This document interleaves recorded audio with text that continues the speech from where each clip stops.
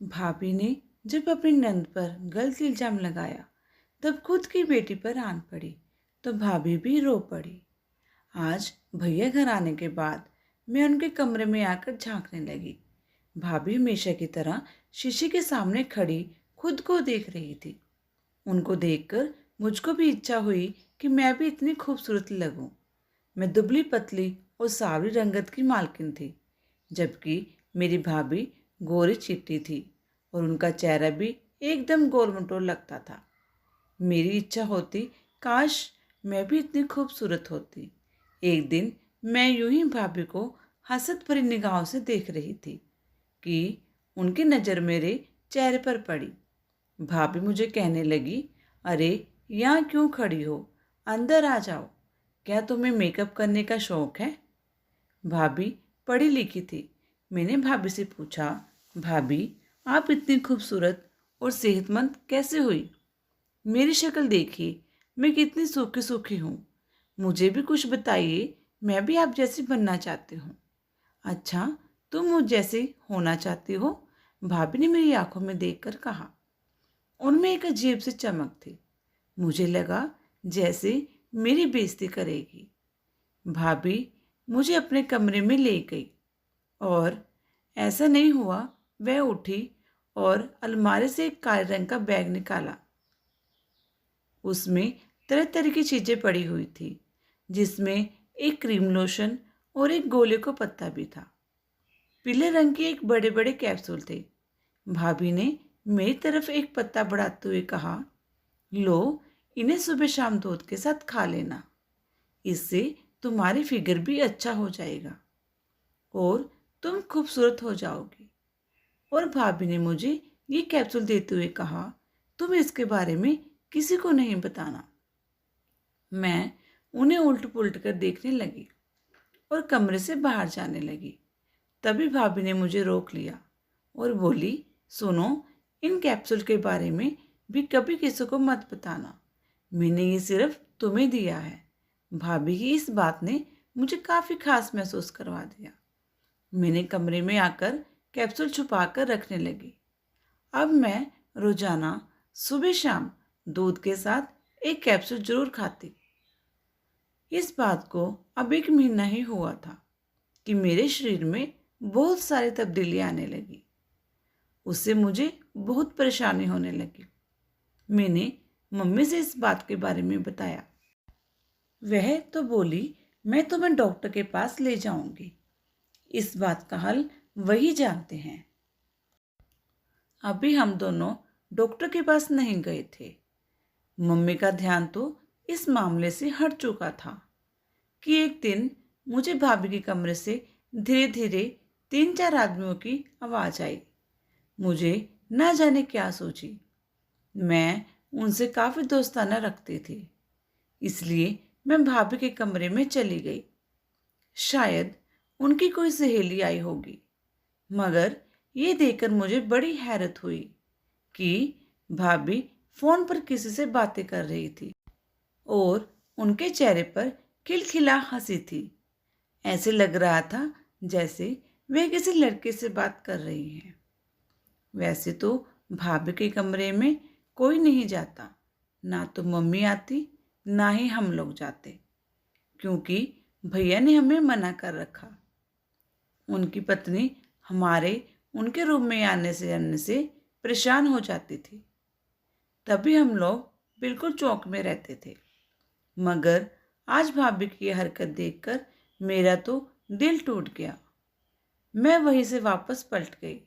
सोचने लगी, भैया को ये बात किस तरह बता दूं। मगर फिर ये सोचा, अगर भैया ने इस बात पर यकीन नहीं किया तो मैं क्या करूंगी। और मैं चुप हो गई। अगले दिन मैंने खुद ही कमरे के पास गुजरते हुए भाभी को किसी से बात करते हुए सुना, तो मैं उनके कमरे में चली गई। भाभी ने मुझे देखते ही झट से फ़ोन बंद कर दिया और कहने लगी, क्यों आई हो यहाँ? उन्होंने मुझे बड़े गुस्से से देखते हुए पूछा, अब क्या मांगना है? वह गुस्से में लग रही थी। भाभी, मांगना तो कुछ नहीं है, आप किससे फ़ोन पर बात कर रही थी। मैं आपको बताना चाहती हूँ कि यह अच्छी बात नहीं है। मुझे लगता है आप किसी लड़के से साथ बात कर रही थी। मेरे साफ शब्दों पर भाभी का चेहरा लाल हो गया। तुम्हारी हिम्मत कैसे हुई मुझसे ऐसी बात करने की? वह मेरा भाई है, लेकिन मुझे लगता है तुम्हारा दिमाग इन बातों की तरफ ज़्यादा ही चलता है। भाभी ने मुझे उल्टा बोलना शुरू कर दिया। नहीं भाभी, ऐसी तो कोई बात नहीं है। लेकिन भाभी खुद किसी से कह रही थी कि मेरी शादी हो गई है, मगर अब भी तुम्हारी याद आती है। मैं उस कमरे से निकल आई। मैंने सोचा कि मैं भाभी को फिर कभी दोबारा समझा दूंगी और मम्मी को भी बता दूंगी, मगर इस सब की नौबत नहीं आई। शाम होने वाली थी कि भैया घर आ रहे थे। तब मैं भाभी के कमरे में आ गई। देखा तो उनका हुलिया अजीब ही था। उनके चेहरे पर मिट्टी और कपड़े बहुत ज़्यादा गंदे हुए पड़े थे। ऐसा लग रहा था कि भाभी ने दिन भर धूप और मिट्टी में काम किया हो। यह सब मुझे समझ तब आया जब भैया घर में घुसे। उनके घर में आते ही भाभी ने शोर मचा दिया। रोना धोना इस कदर शुरू कर दिया कि हम सब भी परेशान हो गए। और बड़बड़ा रही थी। जैसे भैया ने मुझे देखा, भाई ने एक जोरदार थप्पड़ मेरे चेहरे पर मारा। मैं सोच भी नहीं सकती थी कि भाई किस बात पर बिना किसी कसूर के मुझे कसूरवार समझ रहे थे। हालांकि मैं यतीम थी और उन्हें इस बात का ख्याल रखना चाहिए था। पापा का देहांत हुए 6 साल हो गए थे। हम दोनों भाई बहन थे। जिम्मेदारी बड़े भैया पर थी, मगर भाभी ने इस कदर खुदगर्जी दिखाई कि मैं सोच भी नहीं सकती थी। मार मार कर मुझे अधमरा कर दिया। मैंने रो रो कर अपना बुरा हाल कर लिया। मैंने सब कुछ भगवान पर छोड़ दिया, मगर शायद भगवान को कुछ और ही मंजूर था। अभी इस बात को एक हफ्ता ही गुजरा था कि मेरे पेट में बहुत दर्द होने लगा। रात का वक्त था। मैं अपने कमरे में लेटी थी कि अचानक मेरे पेट में तेज दर्द उठा। पहले तो मैंने इस दर्द को गंभीरता से नहीं लिया। मैं धीरे से उठी और जाकर किचन से पानी पीकर आई, मगर फिर भी दर्द में फर्क नहीं पड़ा। मैंने दर्द की एक गोली खाई, जिससे दर्द में आराम आता था, मगर आज मेरी हालत अजीब हो रही थी। मजबूरन तंग आकर मैं मम्मी के कमरे तक गई और दरवाजे से अंदर गई। मुझे बहुत डर लग रहा था कि उस वक़्त अगर भैया जाग गए तो मुझे इस बात पर अलग से डांट पड़ेगी। मगर मम्मी ने दरवाज़ा खोला तो मैंने उन्हें जल्दी से जल्दी अपना सारा मसला बताया। मम्मी ने मुझे अपने कमरे में बिठाया और गर्म पानी पिलाया, फिर दर्द की गोली दी, पर मेरा दर्द बढ़ता ही जा रहा था।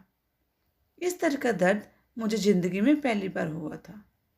तब माँ को मजबूर होकर मुझे अस्पताल ले जाने के लिए सोचना पड़ा, मगर रात के इस वक्त हम अकेले कैसे जा सकते थे। उन्होंने भैया को जगाया। भैया आंखें मलते मलते उठे। उनके पीछे पीछे भाभी भी आ गई। लगता था जैसे वह मेरे दर्द का मजा लेने के लिए आई है। उनके चेहरे पर अजीब सी मुस्कुराहट थी। ऐसा लग रहा था जैसे वह मेरे दर्द पर हंस रही हो। इस वक्त मैं होशवास में नहीं थी। भाभी की इस चाल को मैं समझ सकती। मम्मी और भाभी मुझे अस्पताल लेकर गई। हमारे घर के पास ही एक क्लिनिक था जो देर रात तक खुला रहता था। यहाँ पर अक्सर औरतें ही आती थी। मम्मी मुझे अंदर लेडी डॉक्टर के पास लेकर गई। उन्होंने मेरा एक छोटा सा टेस्ट किया। उसके बाद मुझे फ़ौरन एक इंजेक्शन दे दिया। दर्द का इंजेक्शन था, जिससे मुझे फ़ौरन आराम आ गया। थोड़ी देर के बाद एक नर्स आई। उसके हाथ में एक रिपोर्ट थी। उसने मम्मी की तरफ एक नज़र देखा और बोली, मुबारक हो, आपकी बेटी माँ बनने वाली है। ये खबर सुनकर मेरी तो जैसे होश ही उड़ गई और मम्मी की हैरत का तो कोई हिसाब ही नहीं था। डॉक्टर के मुंह से ये बात सुनकर मैं चीख पड़ी। मैं जानती थी कि ये बिल्कुल झूठ बोल रही है। मैं इस तरह की लड़की नहीं थी। मैं मर भी जाती पर माँ बाप की इज्जत पर दाग नहीं लगने देती। सुबह होते जब ये खबर भैया तक पहुंची तो उन्होंने मुझे मारना पीटना शुरू कर दिया। भाभी को जैसे मौका मिल गया हो, भैया को भड़काने लगी। देखा, मैं ना कहती थी कि ये किसी से छुप छुप कर मिलती है, पर मेरी किसी ने एक ना सुनी। अब भोगू अंजाम। अगर वक्त पर मेरी बात ध्यान से सुनी होती तो ऐसा कुछ ना होता, मगर तुम लोगों को अपनी लाडवी पर अंधा भरोसा था। क्या करूं भैया, भाभी की जुबान ऐसे चल रही थी जैसे मुझे जानती ना हो और मैं उनके दुश्मन हूँ। मैं हैरान थी कि कोई इतना पत्थर दिल कैसे हो सकता है। भैया मुझे घसीटते हुए ले गई। मैंने रो रो कर अपना माथा पीट लिया। मैं सबको चीख कर यही कह रही थी कि ऐसी कोई बात नहीं है। 2 दिन तक घर वालों ने मुझसे बात नहीं की, जबकि पूरे मोहल्ले और खानदान में भाभी ने ये खबर फैला दी कि मैंने माँ बाप की इज्जत दाग लगा दिया है। अब तो मोहल्ले की औरतें अपनी बेटियों को मुझसे मिलने भी नहीं देती थी। ये सब बातें मुझे बहुत तकलीफ दे रही थी। मैं रोती रही, मगर कोई मेरी बात पर यकीन नहीं करता। मैं धीरे धीरे अपना गम भूल ही जा रही थी, जबकि मेरे पेट की तकलीफ बढ़ती जा रही थी। एक दिन माँ मुझे खाना देने आई तो मैंने उनके कदमों में अपना सर रख दिया और कहा, माँ मेरा यकीन करो, ऐसी कोई बात नहीं है। वह रिपोर्ट झूठी है। तुम मुझे किसी दूसरे अस्पताल में ले जाकर मेरा चेकअप करवाओ। अगर मैं झूठी निकली तो तुम जो चाहे मुझे सजा दे देना, मगर मेरी तकलीफ को समझने की कोशिश करो। तुम माँ होकर भी मेरा दर्द ना समझ सके। तुमने भी जमाने के साथ मिलकर मुझे गलत समझा। मेरा साथ कौन देगा माँ? माँ ने मेरी बात को ध्यान से सुना। मैं बहुत विश्वास के साथ माँ से कह रही थी। माँ ने मेरी बात पर विश्वास किया और मुझे लेकर दूसरे अस्पताल में ले गई। उन लोगों ने मेरा चेकअप किया। चेकअप से पता चला कि मेरे पेट में छोटी सी पथरी है, जिसकी वजह से पेट में दर्द है। जब मेरी माँ ने ये बात सुनी तो अपना सिर पकड़कर बैठ गई। मुझ पर विश्वास करने लगी। उन्होंने भैया को भी ये बात बताई। भैया ने जब ये सुना तो अपनी पत्नी को और खुद को कोसने लगे। गुस्से में आकर उन्होंने मुझे मारा पीटा। लेकिन अब सवाल ये था कि पूरे मोहल्ले और खानदान में मेरी बदनामी पहले से ही हो चुकी है। अब हमारी बात पर विश्वास कौन करेगा? माँ और भाई परेशान थे कि अब क्या करें, क्योंकि मेरी बदनामी के कारण मेरी शादी का रिश्ता जो तय हुआ था वह टूट गया। अब तो वैसे मुसीबतों का पहाड़ हम पर टूट पड़ा। हम सब परेशान थे कि क्या करें।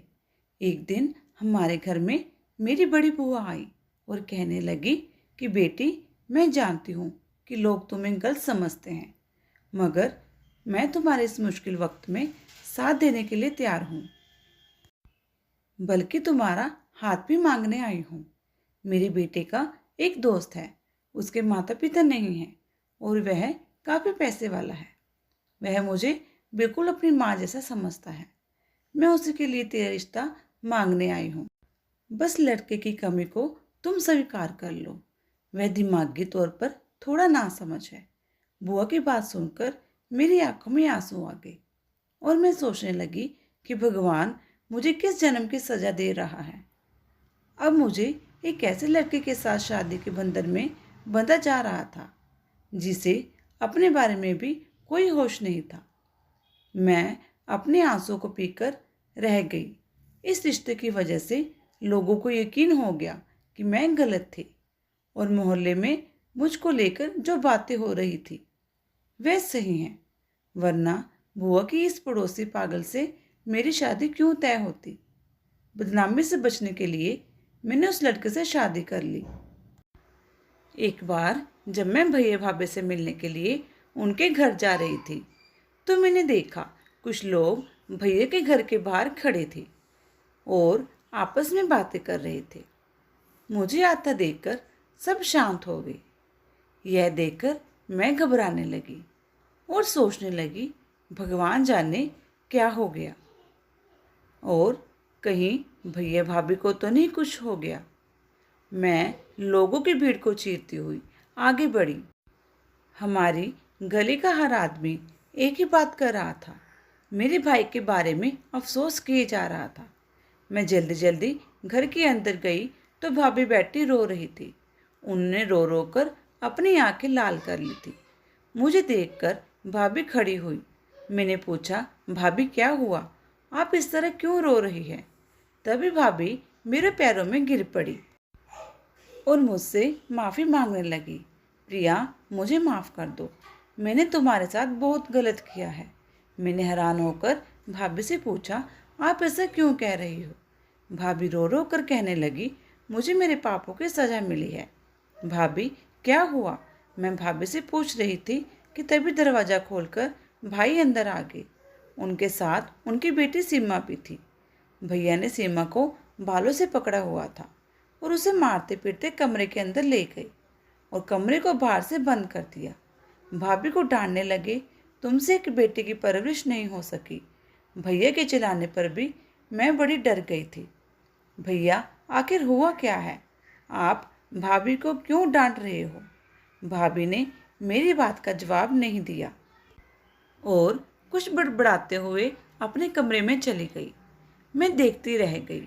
मैंने भाभी को सहारा दिया, पानी पिलाया तो उन्होंने बताया कि उनकी छोटी बेटी जो आजकल कॉलेज जाती है, कुछ दिनों से गुमसुम रहने लगी थी। अपने जाकर कॉलेज में पता किया कि शायद कोई परेशानी हो।